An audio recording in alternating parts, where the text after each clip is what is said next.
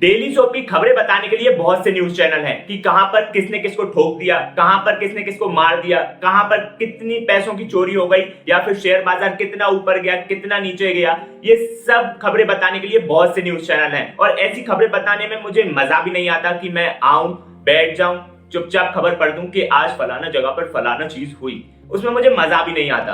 मेरे लिए change matter करता है, एक पॉजिटिव चेंज, एक पॉजिटिव बदलाव, फिर चाहे वो इंसान में हो, इंसान की सोच में हो, सोसाइटी में हो, सोसाइटी की सोच में हो, लेकिन बदलाव होना चाहिए। चेंज मैटर करता है। अगर है हिम्मत तो आओ मैदान में, चैलेंज एक्सेप्ट करो मेरा। मैं ये चैलेंज इसलिए नहीं दे रहा हूं कि मैं तुम्हें नीचा दिखाना चाहता हूं या फिर मुझे लगता है कि तुम इसे पूरा नहीं कर पाओगे। नहीं, तुम इसे पूरा कर सकते हो, लेकिन तुम करना ही नहीं चाहते। कोई भी हो, मोदी जी हो, गोदी जी हो, राहुल जी हो, अरविंद जी हो, कोई भी एमपी हो, कोई भी एमएलए हो, किसी भी स्टेट का हो, अगर है हिम्मत तो आओ इस वीडियो में और मेरे चैलेंज को एक्सेप्ट करो। सुप्रभात, गुड मॉर्निंग दोस्तों। आज की इस वीडियो में मैं 10 प्रॉब्लम्स बताऊंगा। जी हां, 10 प्रॉब्लम्स। और मेरा चैलेंज ये है कि आने वाले 10 सालों में तुम में से किसी एक को मेरे चैलेंज को एक्सेप्ट करना है और आने वाले 10 सालों में उस प्रॉब्लम को कंप्लीटली मतलब भारत की आत्मा से उखाड़ के फेंक देना है। नहीं सुनना मुझे तुम्हारे इलेक्शन के टाइम के प्रवचन, स्पीच, भाषण। विकसित हो रहा है भारत, भारत बढ़ रहा है, भारत विश्व गुरु बन रहा है। नहीं सुनना मुझे ये प्रवचन। अगर है हिम्मत तो आज जो 10 प्रॉब्लम्स बताऊंगा उनमें से 10 भी नहीं, 10 में से तुम्हें सिर्फ किसी एक को पकड़ना है, सिर्फ किसी एक को। और आने वाले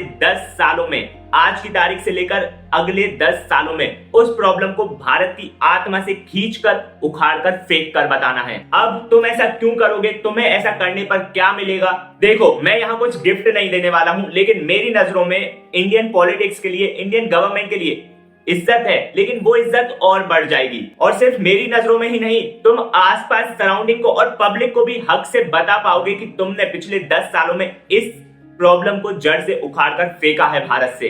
बिना टाइम वेस्ट करे पहली जो प्रॉब्लम आती है वो है पॉल्यूशन। भारत की क्या हालत है पॉल्यूशन के मामले में, ये बताने की जरूरत नहीं है। चाहे फिर वो एयर पॉल्यूशन हो, वाटर पॉल्यूशन हो, नॉइज पॉल्यूशन हो, किसी भी कैटेगरी का पॉल्यूशन हो, भारत की बहुत घटिया हालत है। इस वाली प्रॉब्लम में मैं तुम्हें एक टिप भी दे देता हूं कि तुम्हें कंप्लीटली पॉल्यूशन को नहीं मिटाना, वो तुम वैसे भी नहीं कर पाओगे सिर्फ आने वाले 10 सालों में। तुम्हें एक सेगमेंट ऑफ पॉल्यूशन पकड़ना है, वैसे तो वो भी नहीं होगा तुमसे, लेकिन फिर भी तुम्हें सिर्फ कोई एक सेगमेंट ऑफ पॉल्यूशन पकड़ना है। या तो तुम एयर पॉल्यूशन गायब कर दो, या तो तुम वाटर पॉल्यूशन गायब कर दो। वाटर पॉल्यूशन में गंगा, यमुना, ब्रह्मपुत्र, सरस्वती, नर्मदा, तापी, कितनी ही नदियां हैं हमारे भारत में, और वो अब नदियां बन के नहीं बह रही हैं, गटर बनकर बह रही हैं। तो या तो वाटर पॉल्यूशन पकड़ लो, नॉइज पॉल्यूशन पकड़ लो, किसी भी तरह का एक पॉल्यूशन पकड़ लो और उसे क्लियर करके बताओ भारत से, अगर है हिम्मत तो। और मैं यहाँ सिर्फ प्रॉब्लम्स बताने नहीं आया हूँ, सॉल्यूशन भी दे रहा हूँ साथ में। क्या करना चाहिए पॉल्यूशन को मिटाने के लिए? देखो, मैं अपनी तरफ से कोशिश करूंगा, लेकिन ये बात जो मैं कह रहा हूं ये गवर्नमेंट ऑफिशियल्स के लिए है। फिर चाहे वो प्रधानमंत्री हो, मुख्यमंत्री हो, राष्ट्रपति हो, किसी भी स्टेट के एमएलए, एमपी, कोई हो, उनके लिए ये बात है कि वो अपने बिजी शेड्यूल में से हर दिन सिर्फ 1 घंटा अपने घर से बाहर आए, अपने ऐशो आराम से बाहर आए। मोदी जी, थोड़ा यमुना किनारे जाइए, झाड़ू उठाएं और सफाई करें। और वैसी वाली झाड़ू लगाना बिल्कुल नहीं चाहिए कि 4 गाड़ियां पहले आ रही हैं आराम से, उसमें से धीरे धीरे उतर रहे हैं और फिर झाड़ू को ऐसे पकड़ रहे हैं जैसे कहीं जमीन को लग ना जाए। नहीं, और फिर उस झाड़ू को पकड़े पकड़े फोटो पब्लिश करवा रहे हैं अलग अलग न्यूज़पेपर्स, अलग अलग मैगजीन्स में। अरे वाह, हमारी इस हायर अथॉरिटी ने उधर जाकर उधर झाड़ू लगाई, वाह। मैं ये नहीं कह रहा हूं कि पब्लिसिटी मत करो, क्योंकि तुम अगर झाड़ू लगाने की पब्लिसिटी करोगे तभी आम जनता भी जागरूक होगी, लेकिन पहले ढंग से सफाई करो, उसके बाद उसकी पब्लिसिटी करो। अगर आप रियलिटी में बिना लोगों का ध्यान सिर्फ अट्रैक्ट करने के लिए और खुद की वाहवाही के लिए, ये सब के लिए नहीं, अगर आप रियलिटी में सफाई करने जाएंगे और आप जब सफाई कर रहे होंगे और आप में वो जुनून और निष्ठा दिख रही होगी कि आपको उस पर्टिकुलर जगह को जहां भी आप गए हैं उसे आपको साफ करना है, तो मैं ये लिख कर दे रहा हूं, तो जनता जब आपको देखेगी कि यार हमारे प्रधानमंत्री, हमारे मुख्यमंत्री, हमारी हायर अथॉरिटीज इतनी मेहनत कर साफ सफाई कर रहे हैं, तो जनता ऑटोमेटिकली अपने आसपास सफाई रखना चालू कर देगी। उनके दिमाग में अपने आप ये डेवलप हो जाएगा कि यार जब हमारे हायर पावर्स, हायर अथॉरिटीज देश को साफ करने के लिए इतनी मेहनत कर रहे हैं, अगर आपकी मेहनत सच्ची होगी तो दिखेगी और वो रियलाइज करेंगे कि वो मेहनत सच्ची है, तो वो ऑटोमेटिकली अपने आसपास सफाई करेंगे, सफाई रखेंगे। और यहाँ पर हालात ये है कि दीवार पर लिखा है कि यहाँ थूकना मना है और वहां पुलिस वाला ही थूक कर जा रहा है। क्या करके रखा है यार। नेक्स्ट है प्रॉब्लम नंबर 2, जो कि बहुत अनरियलिस्टिक है कि तुम उस प्रॉब्लम को भारत की जड़ों से उखाड़ कर फेंक पाओगे, लेकिन फिर भी मैं इंक्लूड कर देता हूं उस प्रॉब्लम को, करप्शन। अब तुम उसे निकाल कर फेंक पाओ ना फेंक पाओ वो पता नहीं, लेकिन सॉल्यूशन मैं ये दे सकता हूं जो मुझे लगता है कि घूस ना तुम दो ना तुम लो, और अगर कोई घूस मांगे तो अपना फोन जेब में रखो, वीडियो बनाओ, अपलोड कर दो, या तो कुछ हो ही जाएगा उस ऑफिसर या उस अधिकारी के अगेंस्ट। लेकिन अगर कुछ नहीं भी हुआ तो एटलीस्ट बाकी लोग घूस लेने से, घूस मांगने से डरेंगे, एक बार सोचेंगे। तीसरी प्रॉब्लम आती है जो कि मेरी पर्सनल फेवरेट है, और अगर वो सॉल्व हो गई तो आधी चीजें वैसे ही सॉर्ट हो जाएंगी। पॉलिटिक्स में एक दूसरे की पार्टी के लिए मन में भरी हुई नफरत। जब भी कोई नेता या पॉलिटिशियन कोई भी स्पीच देता है, भाषण देता है, तो ऐसा क्यों होता है कि वो खुद की पार्टी के पॉइंट्स रखने से पहले, खुद की पार्टी ने क्या क्या काम किया है ये सब बताने से पहले अपोजिशन की या सामने वाले पार्टी को नीचा दिखाना चालू कर देता है, अपोजिशन की धज्जियां उड़ाने को महत्व देता है। ऐसा लगता है कि मानो बातों से तीर चलाए जा रहे हों, एक दूसरे से डेली सोप के नाटकों की तरह लड़ते रहते हैं। और यहाँ हमारे प्रधानमंत्री जी भी कम नहीं है, वो भी अपनी स्पीच और भाषण में अपोजिशन को खूब खींचते हैं, खूब धज्जियां उड़ाते हैं। कृपया कर मोदी जी आप अपनी स्पीच में, अपने भाषण में खुद के पॉइंट्स रखिए, खुद की पॉलिटिकल पार्टी की बड़ाई करिए, आपने क्या क्या काम करा है वो भी बताइए, अगर आपने करा हो तो करा है, लेकिन दूसरों को नीचा तो ना दिखाइए। अगर आप इन चीजों पर रोक लगाएंगे तो हम कलेक्टिवली, ना सिर्फ रूलिंग पार्टी, ना सिर्फ अपोजिशन पार्टी, सभी मिलकर देश को कलेक्टिवली डेवलप कर पाएंगे। आज आप पावर में हो सकता है कल वो पावर में आ जाएं, कल वो आपको गाली देंगे, आज आप उन्हें दे रहे हो इसलिए, तो इससे क्या मैटर करता है रूलिंग पार्टी हो या अपोजिशन पार्टी।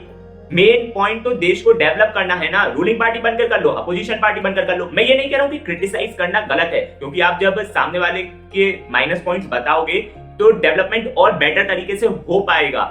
लेकिन यहां तो ऐसा लगता है कि बातों से मारने के पीछे पड़ गए हैं, वो सही नहीं है। पॉलिटिकल पार्टीज में, एक पॉलिटिकल पार्टी के कार्यकर्ताओं में, दूसरी पॉलिटिकल पार्टी के कार्यकर्ताओं में, सब में एक दूसरे के प्रति जो नफरत भरी है ना, उसे कम करिए, जीरो करिए, चैलेंज है। नेक्स्ट प्रॉब्लम आती है कम्युनल वायलेंस।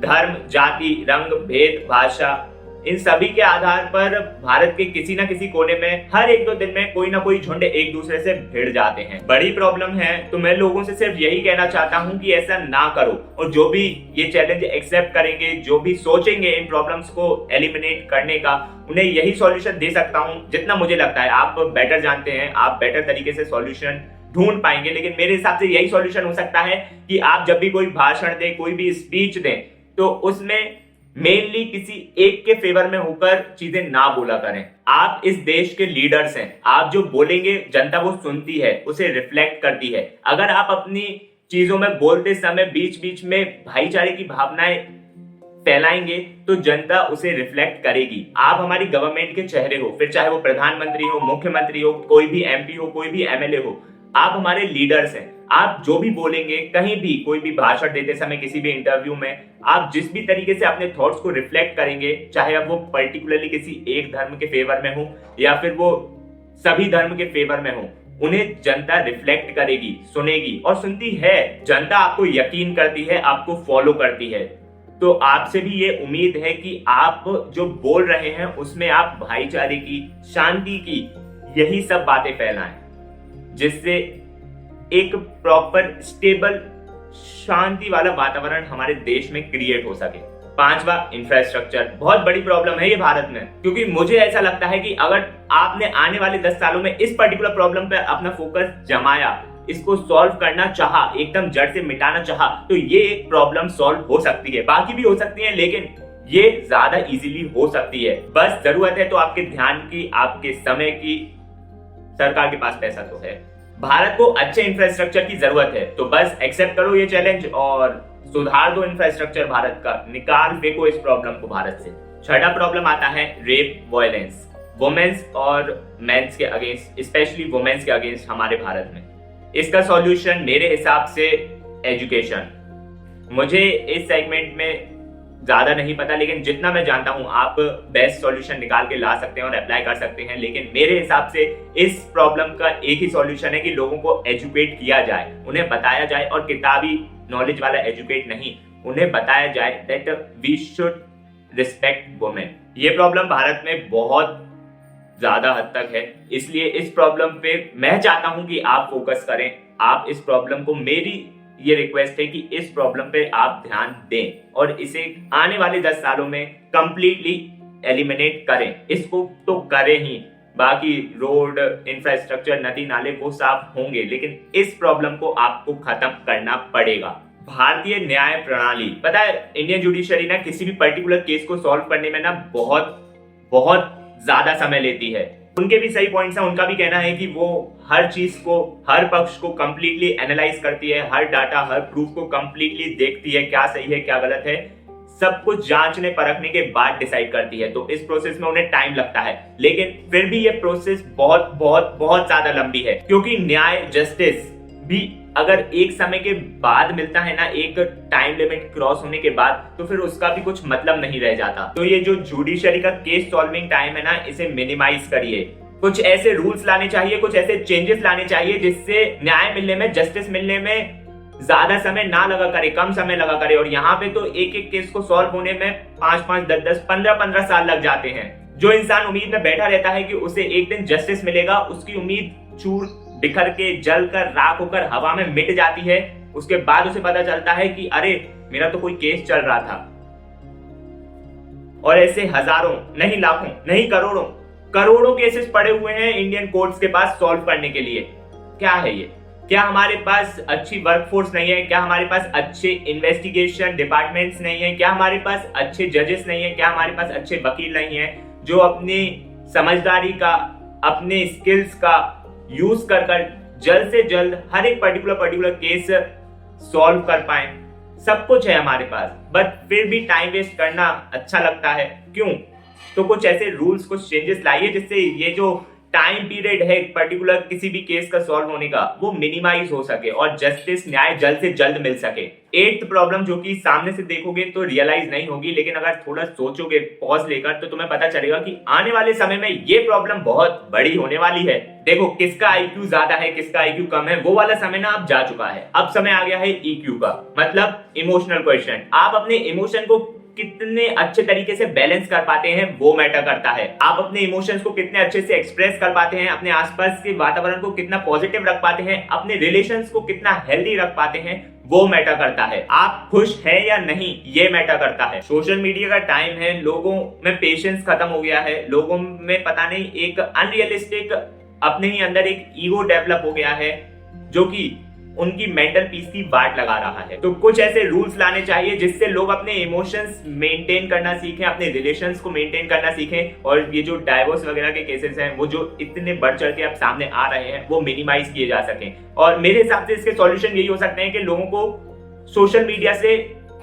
दूर रखा जाए किसी पर्टिकुलर दिन या किसी पर्टिकुलर आवर उनके ऑफिस में, ओवरऑल इंडिया, जिससे ये हो सके कि लोग अपना माइंड, अपनी शांति, अपने इमोशंस कहीं और भी एक्सप्रेस कर सकें, अपने रिलेशंस को टाइम दे सकें, अपने परिवार को टाइम दे सकें। लोग भूल चुके हैं अपने रिश्तों की इंपॉर्टेंस और अपना वो अनरियलिस्टिक सा ईगो बीच में लाकर हर एक डिसीजंस लेते हैं और चीजें तोड़ते चले जाते हैं, जो कि गलत है। और आने वाले टाइम में ये बड़ी प्रॉब्लम बन सकती है, लोगों की मेंटल पीस भी इससे खराब होती है। एक इंसान को अपनी जिंदगी में इमोशंस मेंटेन करना आना चाहिए, जो कि सोशल मीडिया की वजह से बिल्कुल खत्म हो गया है। अपनी खुशी को इंपॉर्टेंस देना सीखें, अपने इमोशंस को इंपॉर्टेंस देना सीखें, अपने रिलेशंस को इंपॉर्टेंस देना सीखें, खुश रहना सीखें। एट द एंड खुशी मैटर करती है, तो आप भी खुश रहिए, अपने आसपास वालों को भी खुश रखिए।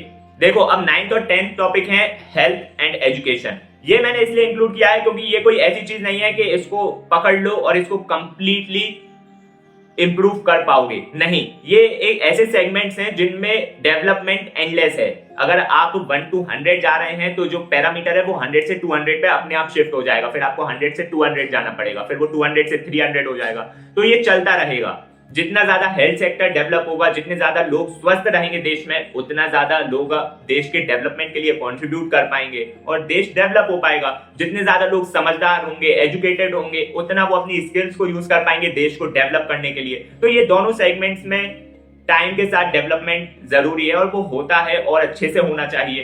अब ये थी मेरी 10 प्रॉब्लम्स, जिनमें से तुम्हें किसी सिर्फ एक पर्टिकुलर प्रॉब्लम को पकड़ना है। मैं नहीं कह रहा हूं कि 10 की 10 पकड़ो और उन्हें एलिमिनेट करो, नहीं, सिर्फ एक प्रॉब्लम को पकड़ो और उसे एलिमिनेट करो। अब तुम ये बोलोगे कि नहीं, देश ऐसे नहीं चलता कि हम किसी पर्टिकुलर प्रॉब्लम पे फोकस करें और बाकी सब चीजों को भूल जाएं। तो मैं क्या कह रहा हूं कि तुम बाकी सब चीजों को भूल जाओ, नहीं, 100 में से अपना 20% तो तुम किसी एक पर्टिकुलर प्रॉब्लम को पकड़कर उसमें दे सकते हो। और हर दिन जब तुम दोगे ना 1 घंटा 2 घंटा, हर दिन 10 साल बहुत होते हैं।